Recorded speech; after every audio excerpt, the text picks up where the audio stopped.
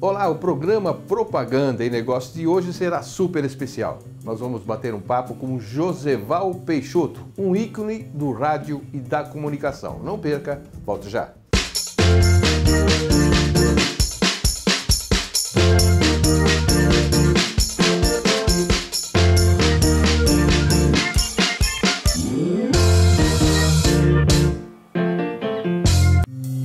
Olá, como eu disse no início, estou aqui ao lado do mestre, meu amigo há muitos anos, Joseval Peixoto. Joseval, obrigado por ter vindo até aqui. Eu que agradeço. Muito obrigado a você.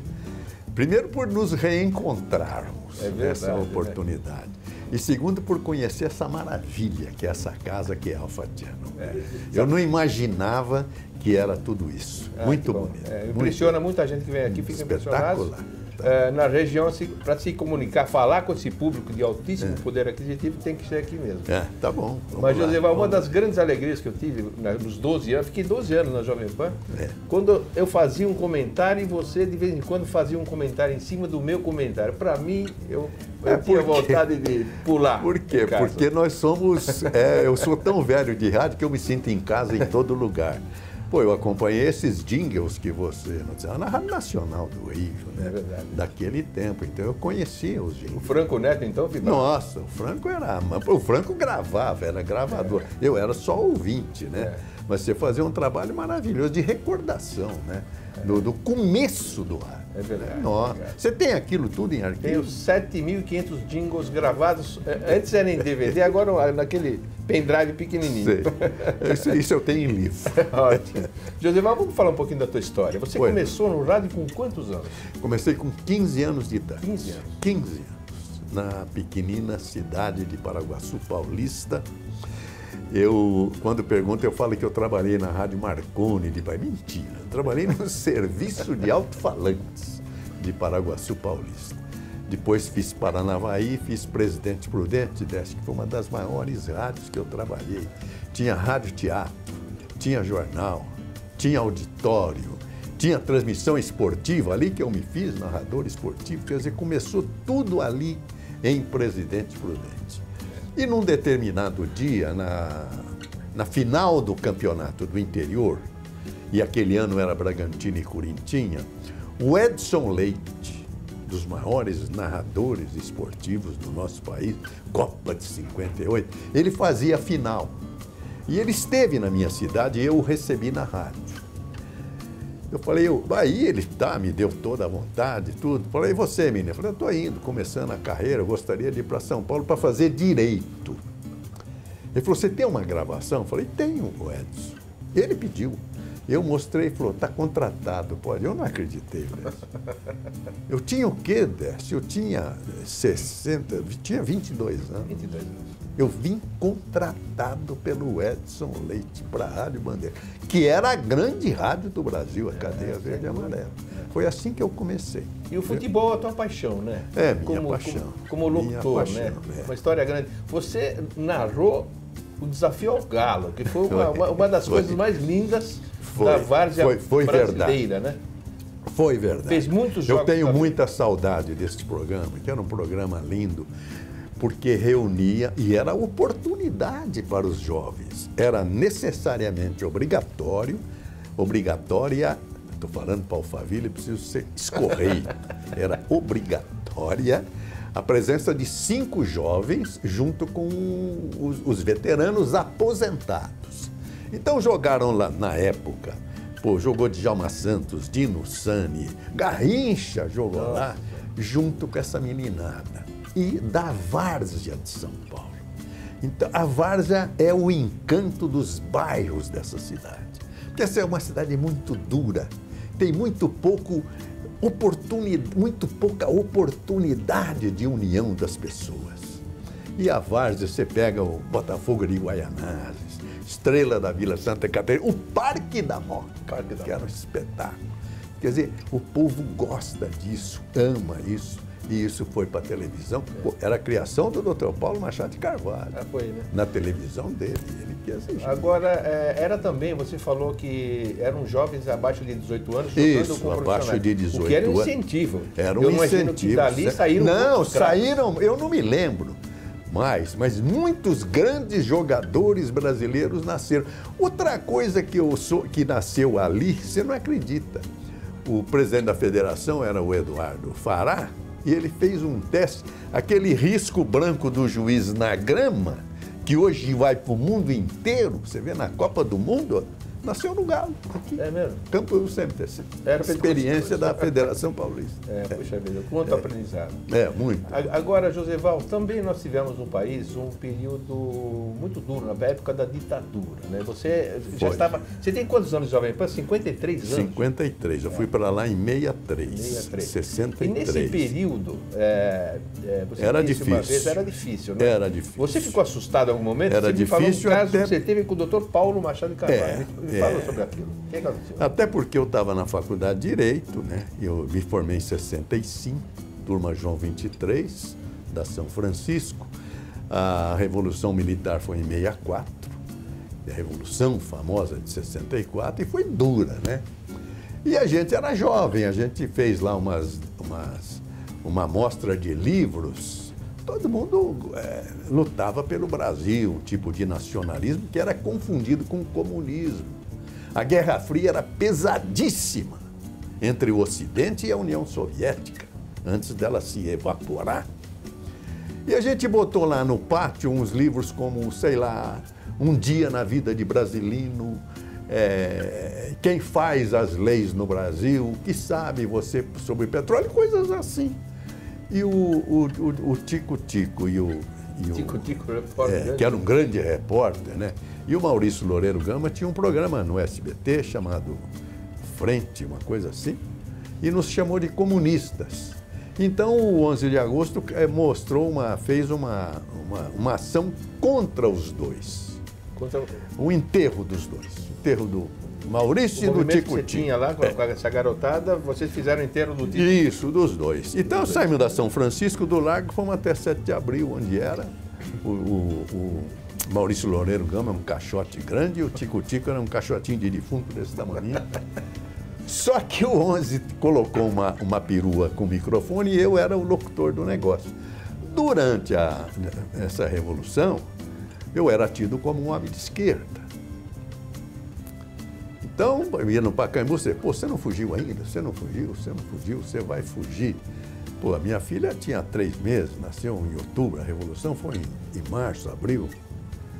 Eu fiquei preocupado, porque era muita gente. E outra, a gente sabia, muitos amigos desapareceram. Aí eu cheguei na rádio, falei com o Braga e o Darcy e o Orlando Duarte. Falei, olha, eu vou pinicar. Estão falando que vão me pegar. Tem uma lista aí do Tico-Tico, dizia que a lista do Tico. Eu nem sei se tinha, viu? Não sei se tinha, era só onda. Porque o Tico-Tico era um homem de direita. Aí fomos falar com o Dr. Paulo Machado de Carvalho. Você estava com medo de falar com ele. A Revolução de 64 foi feita entre os nossos 4 exércitos e a televisão. Porque 3 anos antes, os militares se esqueceram da comunicação. E em 61, quando o Jânio renunciou e o Jango estava na China, os militares assumiram o poder e falaram, Jango não vai assumir. Só que o Brizola, com a Rádio Guaíba e a Rádio Gaúcha de Porto Alegre, levantou a rede da legalidade, junto com o general Machado Lopes, que comandava o 3º Exército, e arrebentou. E Jango assumiu. E os militares tiveram que recuar. Em 64 eles mudaram, eles estavam juntos com a televisão. Então a televisão não dava notícia, só tocava marcha, marcha, marcha, ninguém sabia o que estava acontecendo. Havia uma perfeita afinidade entre os proprietários de televisão e os generais brasileiros. E aí eu fui ao Dr. Paulo. Falei, doutor Paulo, estou com esse problema assim, assim, assim. Ele gostava muito de mim, né? Na hora dessa, ele pegou o telefone. General Cruel. Cruel! Que droga é essa de lista do Tico-Tico? Assim. Aí começaram a conversar lá, não sei o quê. Eu estava com o Braga, o Darcy e o Orlando. Falou, vai trabalhar, menino.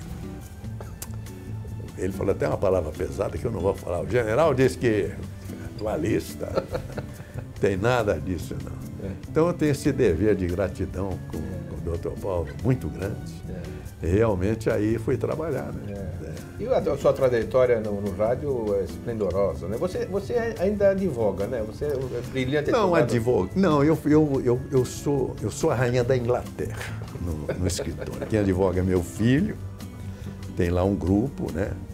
Meu filho tem uma formação melhor que a minha, porque ele foi para a Pricewaterhouse, ele teve 4 anos nos Estados Unidos e tal, então ele está, nesse momento, o direito empresarial. E eu fazia advocacia criminal, né? Minha especialidade, portanto, era o quê? Exploração de prestígio, sedução. As suas posições no Jornal da Manhã sobre direito são espetaculares, verdadeiras aulas, né? Das aulas lá dos meus queridos mestres lá. Mas então, eu vou lá agora, depois eu fiz o SBT, 5 anos de SBT. Me fala um pouquinho do SBT. Não deu mais para advogar. Tem Jovem Pan de manhã. Eu fazia o jornal das 7h30 às 10h. Aí o Silvio Santos me ligou para fazer o SBT, o jornal, o principal jornal, das 8h, né?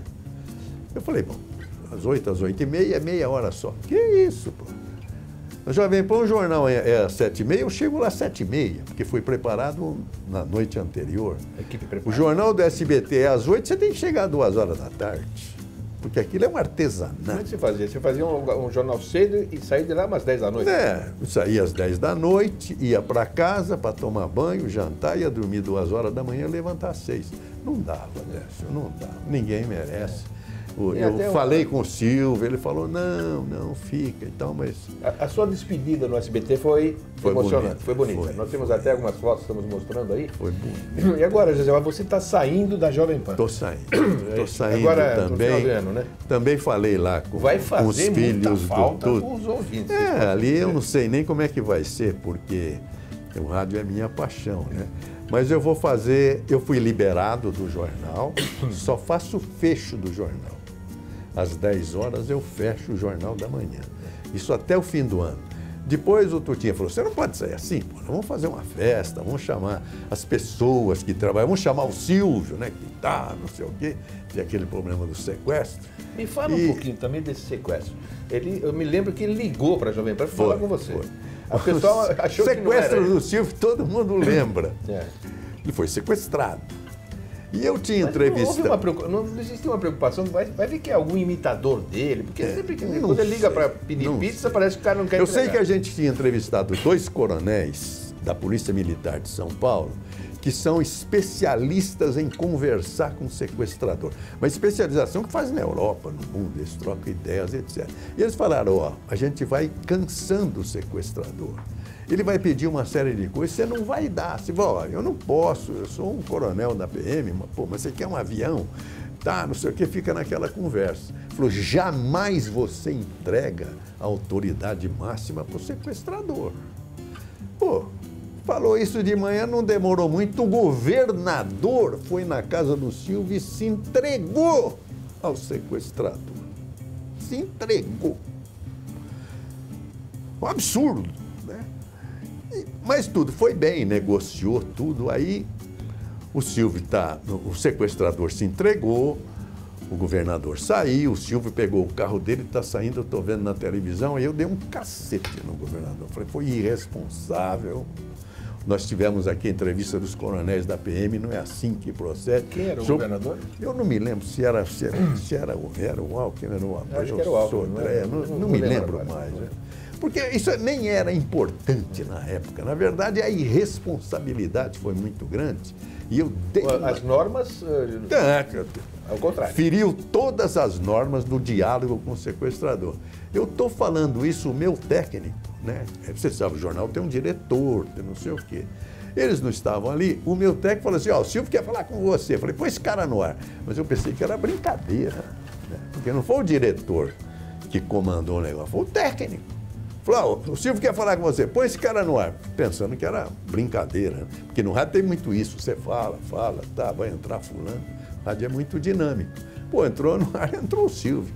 José Val, eu estou te ouvindo, você me desculpe, mas se não fosse o governador, eu estaria morto, minha filha estaria morta. E realmente, ele não deu entrevista nem para o SBT.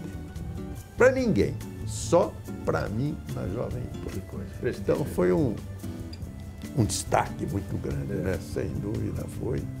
E é evidente que ali não importava mais pergunta, entrevista. O fato dele estar são e salvo era que era fundamental. E no ar comigo, matou, acabou a matéria. Acabou a matéria. Coisa histórica, né? Joseval, o primeiro bloco já se esgotou. O teu programa tinha que ter umas 4h30 no mínimo. Então vocês acompanhem Joseval Peixoto aqui no nosso programa Propaganda e Negócios, falando da vida toda que ele viveu nessa área de comunicação, o mestre dos mestres. Não perca a Obrigado.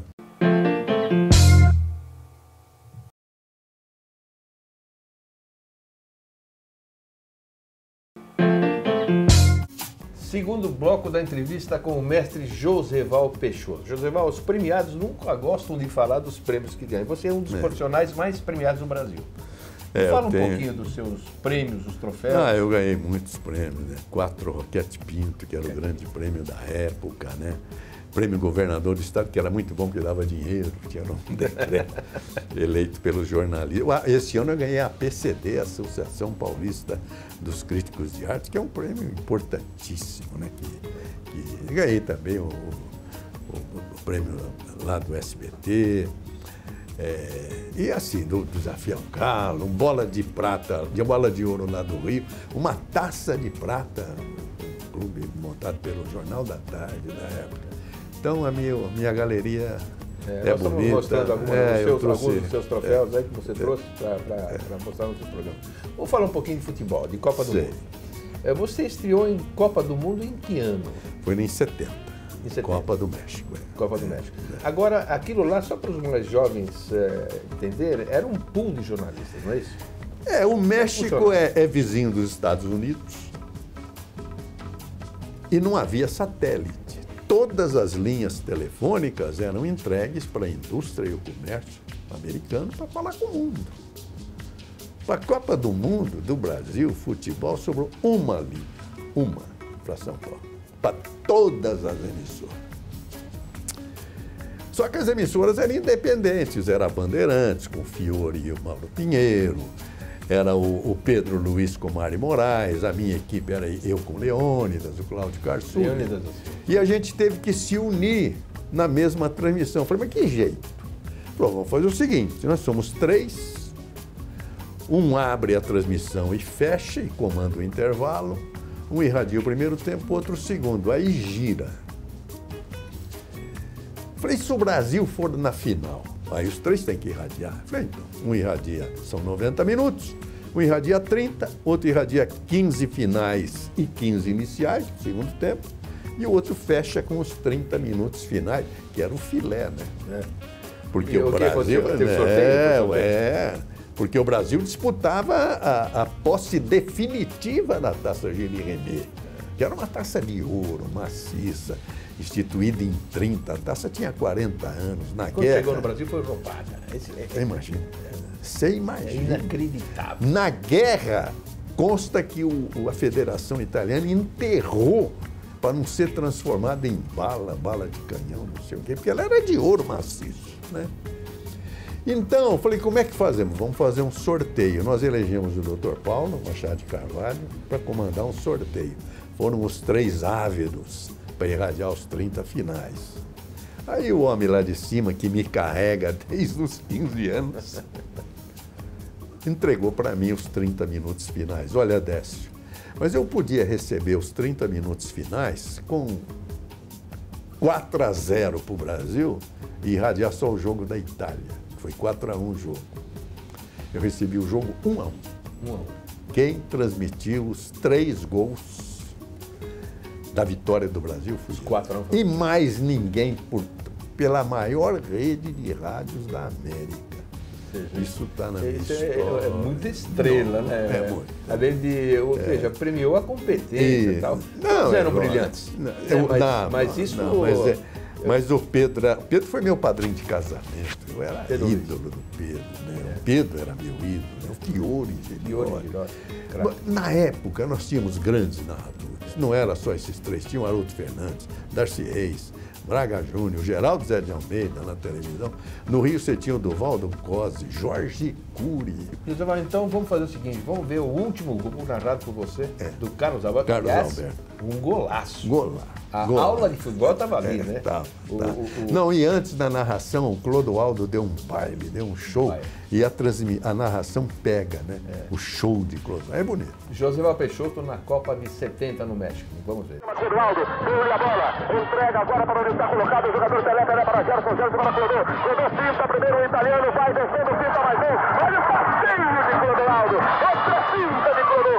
Entrega para Rivelino. Domina o astro do parque. Levanta a bola para Jair pela esquerda. Atenção, desceu Jair. Bateu a Paquete. Rolou para Pelé. Atenção, Pelé para Carlos Alberto. Livra a bomba para o goleiro.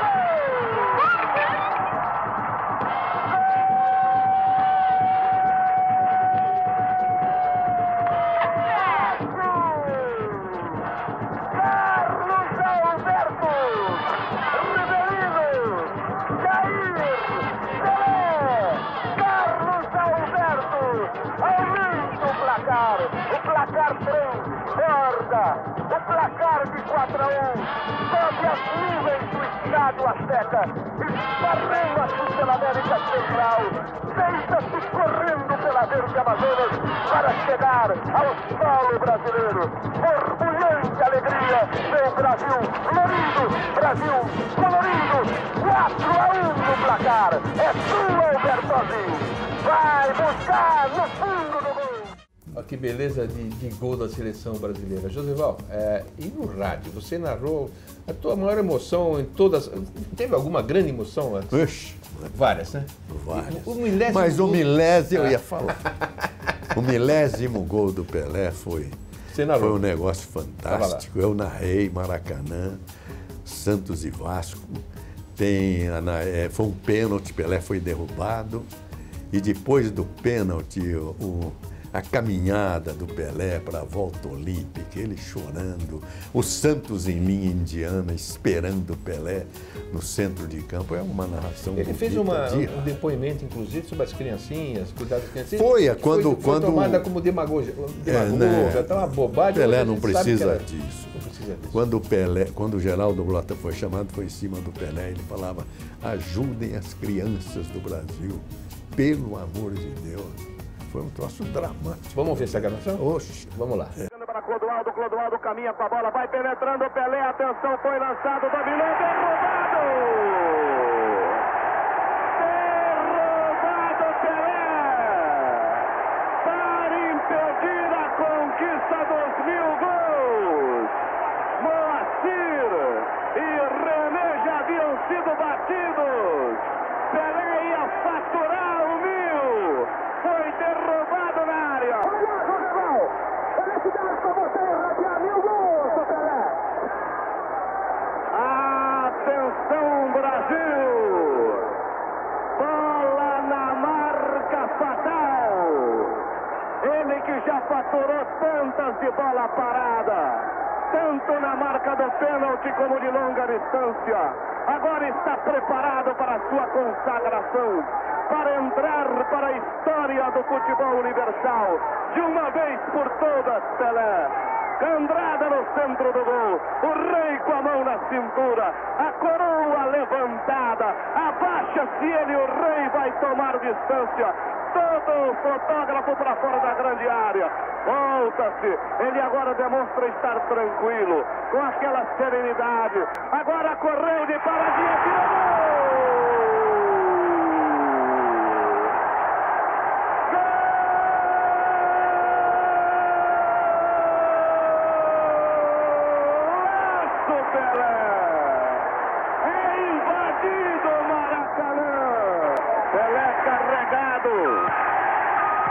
Carregado pelos seus companheiros, vai fazer a volta olímpica. Ele se recusa a ir uma vez. Pede por favor para que não façam isso. Mesmo assim todos o cercam. A equipe do Santos o aguarda em fila indiana, no centro de campo. O capitão Carlos Alberto vai lá buscar Pelé. Ele atende como atendeu tantas vezes. vai, se joga nos braços dos seus companheiros, dessa equipe que lutou com ele tantas vezes, que fez a sua história e, em contrapartida, viu Pelé escrever a sua história. Ele vai carregado, debruça-se, chora, lágrimas profundas lá no centro do gramado. Agora invadem o gramado, vão para abraçá-lo. Geraldo Blota.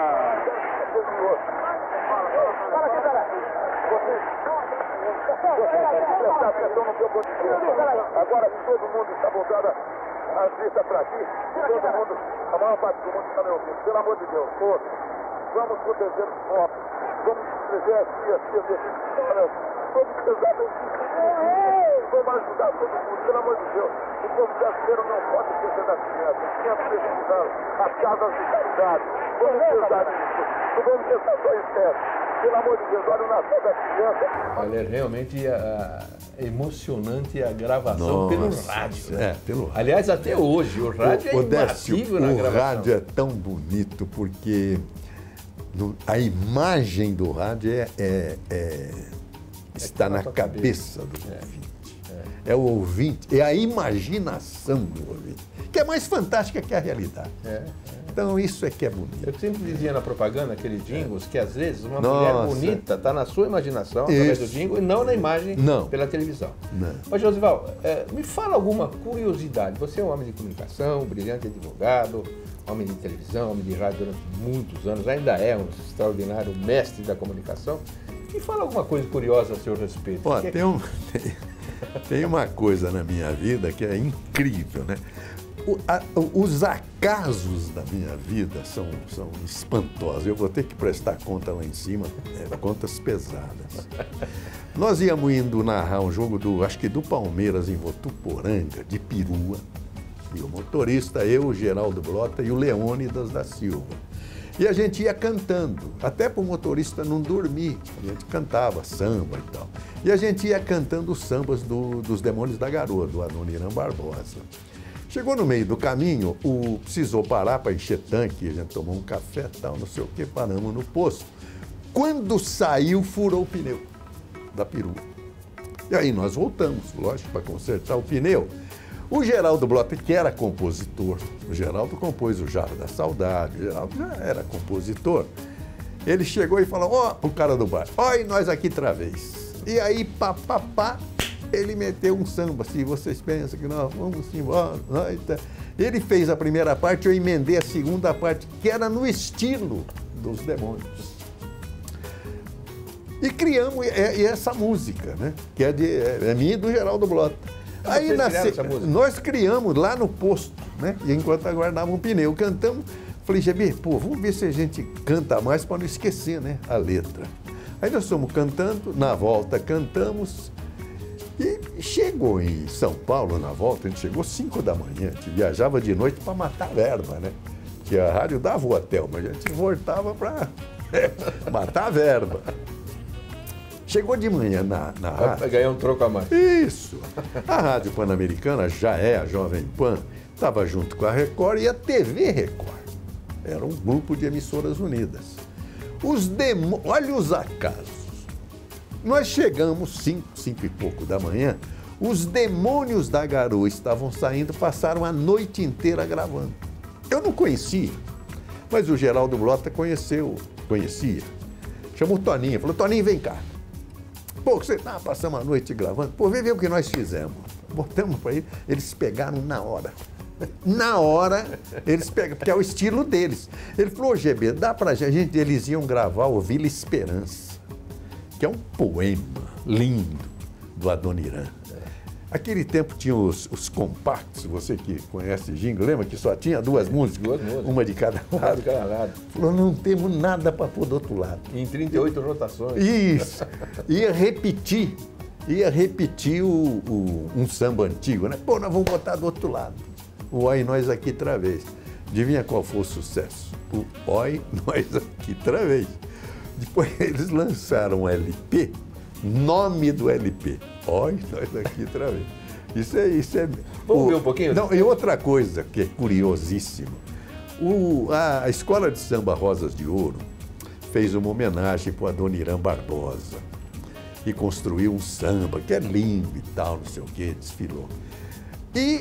E dentro do samba, na letra do samba, tem as músicas do Adoniran, né? O Vila Esperança, o Saudosa Maloca, eles vão falando. E fala também o Oi Nós Aqui outra vez. Só que não é do Adoniran. Eu gostaria que fosse, porque na verdade eles criaram. A música o estilo. é sua e do GB. Mimi do GB. Mas o estilo todo é do Adoniran, dos Demônios, etc. Eu não faço nenhuma Música questão. de fã, né? Mas, pô, tá gravado.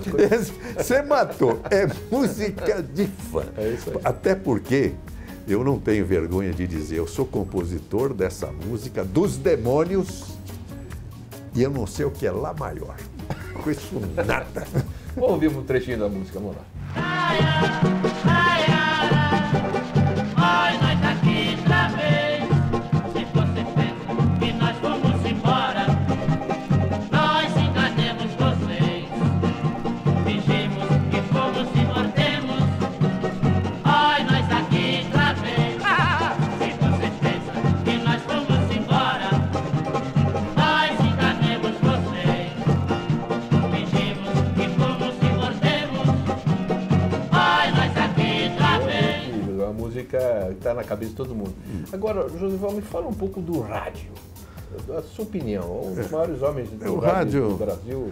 O rádio é minha vida, Décio. O rádio, para mim, é minha vida. Eu comecei com 15 anos, numa sequência de acasos, como eu já falei aqui, vim para Bandeirantes, trabalhei na Bandeirantes 2 anos, fui para a PAN, voltei para Bandeirantes, fiz a Copa pela Tupi, junto com Haroldo Fernandes. Né? Os ídolos da minha juventude, eu convivi com eles. Eu viajei o mundo com Jorge Cury, com Fiore, com Pedro. E os grandes momentos do futebol brasileiro, eu narrei esses momentos. Mas o rádio é um veículo fascinante. Hoje o rádio está misturado. Toda vez que aparece um veículo novo, dizem que o rádio vai acabar. Foi assim com a televisão, porque os grandes artistas do rádio foram para a TV. Mas o rádio se acertou. Ele hoje descobriu que ele é um instrumento de serviço público. Então ele fala do tempo, ele fala principalmente do trânsito. E nós descobrimos isso no incêndio do Andraus e do Joelma, que quando começou aquele desespero, o povo chegando, nós descobrimos que não era o importante narrar o incêndio, tem lá pegando fogo, vai pular.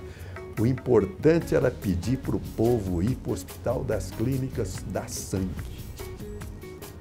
E foi um sucesso. Depois houve numa... Eu estou falando isso, é a verdade do rádio. É isso que aconteceu. O rádio achou um novo caminho nessa história. Depois houve um negócio da FUVEST, um exame da FUVEST, e caiu uma chuvarada tão forte que os estudantes não iam poder chegar na hora de fechar o portão. E iam perder o exame, porque o portão ia fechar, como fecha religiosamente naquele horário. Nós fomos no governador, mandamos o repórter, o Avani foi para lá e foi adiada a hora de fechar o portão. Foi um trabalho do rádio. A partir daí nós entendemos que o fundamental era prestar serviço, né? Agora chegou a internet, agora a internet acaba com o rádio. Ao contrário, nós nos unimos, hoje o rádio é ouvido no mundo inteiro. Tem um programa de rádio, como aqui, né? Como esta televisão também. É o mundo inteiro. É o mundo inteiro, através da internet, que nos vê. E o rádio é isso. E outra coisa, o rádio é na hora. Aconteceu, está no ar. Lembra do apagão? De repente, tudo apagou no Brasil. Nos escritórios, os computadores se desligaram e os elevadores ficaram parados nos andares. E tudo escuro, apagou. Em casa parou a geladeira, parou também o rádio, a televisão parou. O que aconteceu? A televisão também apagou. Quem que vai informar?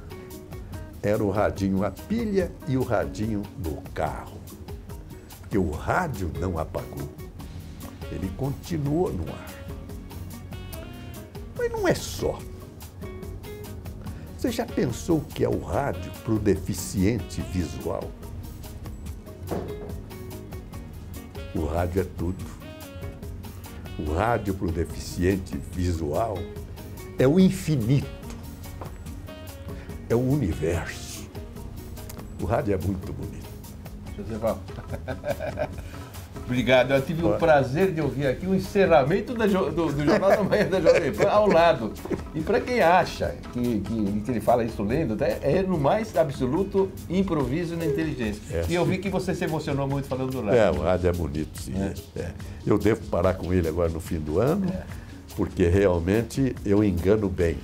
Mas eu já estou fazendo 80 primaveras. Beleza. Que eu fui dado a público em 1938. Nossa, Joseval, obrigado pela... Décio, muito obrigado. Eu que agradeço a sua atenção. Para mim é uma honra ter você. E parabéns, hein, pela televisão.